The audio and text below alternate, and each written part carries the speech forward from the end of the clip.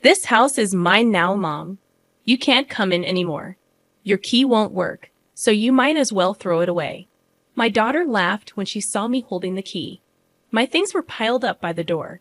I didn't understand why my daughter was treating me like this, especially when I was still sad about my husband's death. I felt lost and confused. My name is Susan, and I'm 60 years old. My husband died recently after being sick for a long time. Many people came to his funeral and shared memories of him. We said goodbye to him with smiles instead of tears, just like he would have wanted, but even with all the support, I still felt very sad.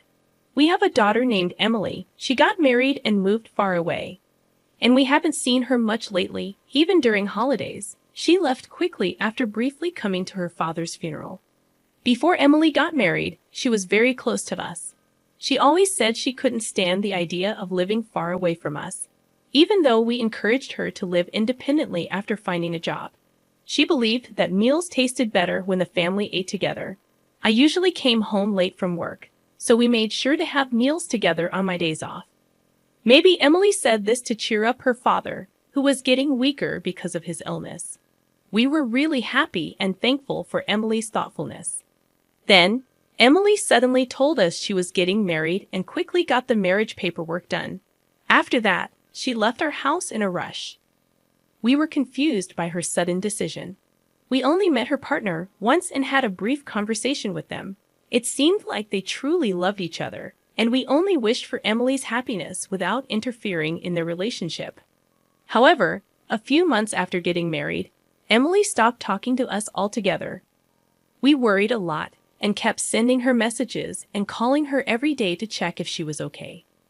But she didn't reply to any of our messages or calls. Finally, when she did answer, she sounded annoyed and told us to stop bothering her. She even joked about only talking to us if we sent her money. During the day, she sounded like she was drunk and slurred her words. My husband heard all of this and just sighed deeply. Emily's behavior seemed to be influenced by her husband, Ole. After that, my husband never brought up Emily again. Some years later, Emily shamelessly asked us for money because she was having financial problems. That was the last time she and her father saw each other. Over the years, my husband and I made many memories together. We traveled and picked up new hobbies whenever he was well enough. Eventually, my husband passed away. When I came back home from his funeral, I was shocked to see movers directed by Emily piling up my belongings outside. She told them to just stack everything in a corner. When she saw me, she said, "Well, Mom, this isn't your home anymore. I've packed up your things. You'll have to find somewhere else to live before it starts raining and everything gets wet." Emily, why are you doing this? What's going on? Please, tell me what's happening. I was just so confused, not understanding anything. What's there to explain? You already know, don't you? This house is supposed to go to Emily after me. Don't act like you don't get it. Emily said this, and then a big man stepped out from behind her. It was because of him that Emily changed. His name is Ali, and he's Emily's husband. Meeting him changed Emily completely. We were introduced to him as a regular guy who worked at a company. But later we found out he was involved in shady business stuff.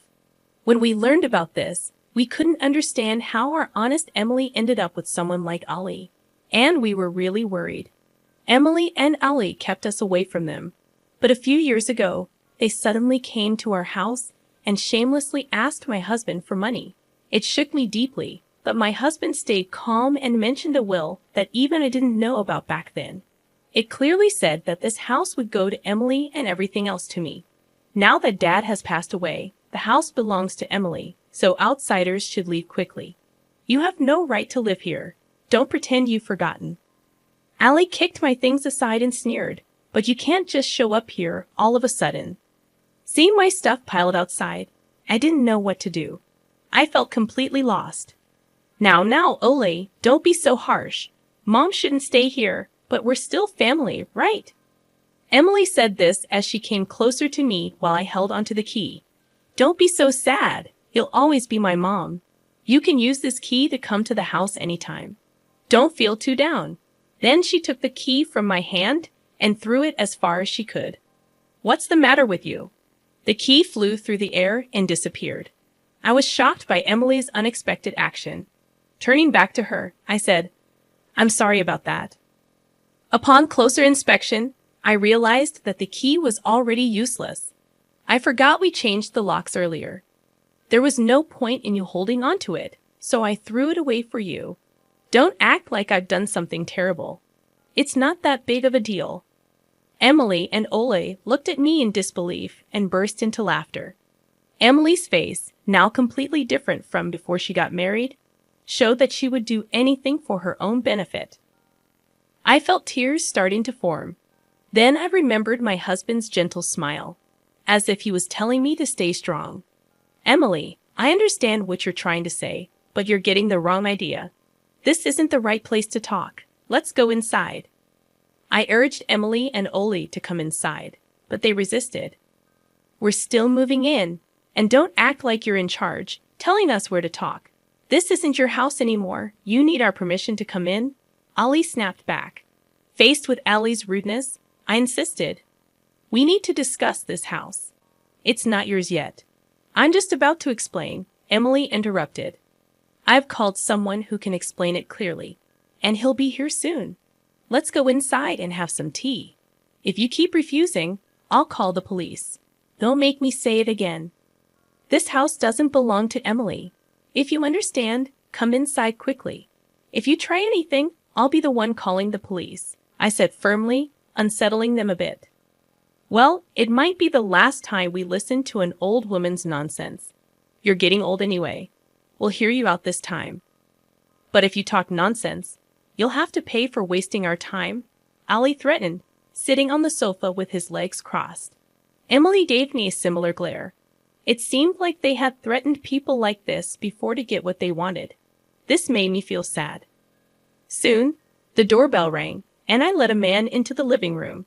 He was the lawyer who had been there when my husband shared the details of the will. "You're the lawyer from before, right?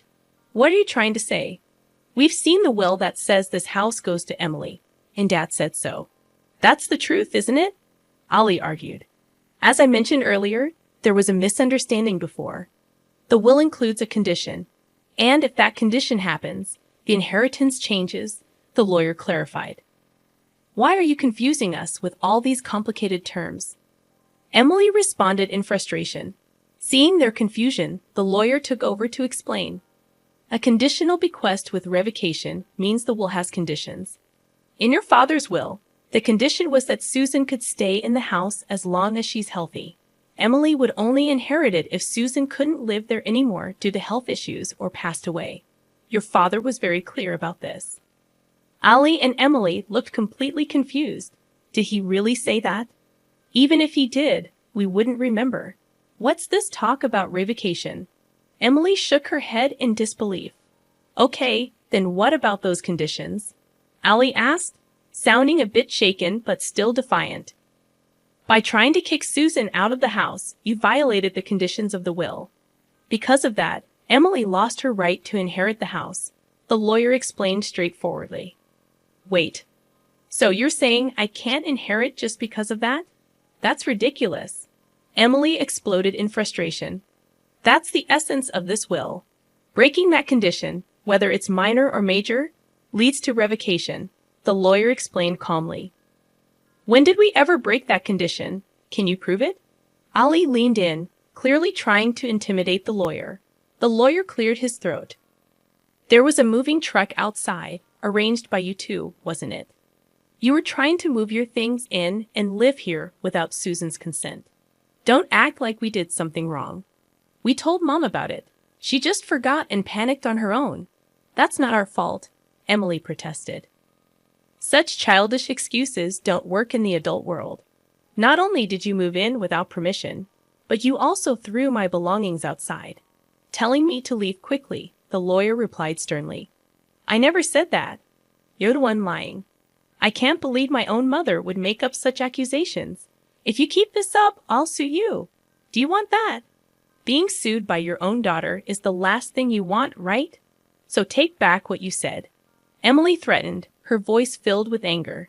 The lawyer remained composed and pulled out his phone. "We can't retract the truth. Multiple witnesses saw and heard you telling Susan to leave. We've even recorded their testimonies. He played a video with statements from movers and neighbors. Everyone's stories match. They'd all say you two told Susan to leave. You could have paid them to say that. How can we trust this? Stop making a fool of us, Ollie accused, but the lawyer ignored him. Instead, he produced a key. Emily, you took the key from Susan and threw it away, which was witnessed by many. I found this key exactly where it was described to be. Changing the locks means Susan can't enter or live here, breaking the condition that she can stay as long as she's healthy. So, you violated the terms of the inheritance. Don't spout whatever you want.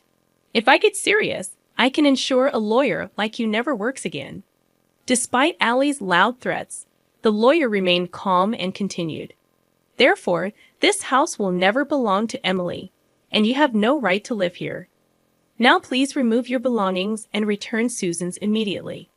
If you delay or try to stay, we'll report a breaking and entering crime to the police.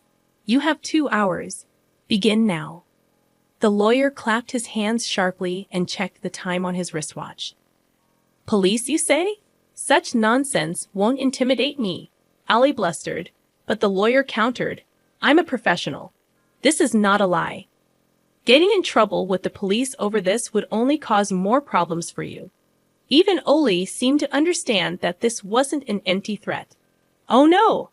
Ollie and Emily began sweating profusely and quickly got up to start moving their things.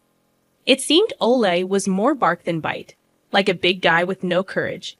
I'm sorry. We'll put everything back right away, so please don't call the police, okay? Please? Emily pleaded sweetly with the lawyer and yelled at the movers outside to reload the truck. But they refused, saying there was no such agreement. In the end, Ollie had to rent a car and somehow managed to load their belongings. Just loading isn't enough.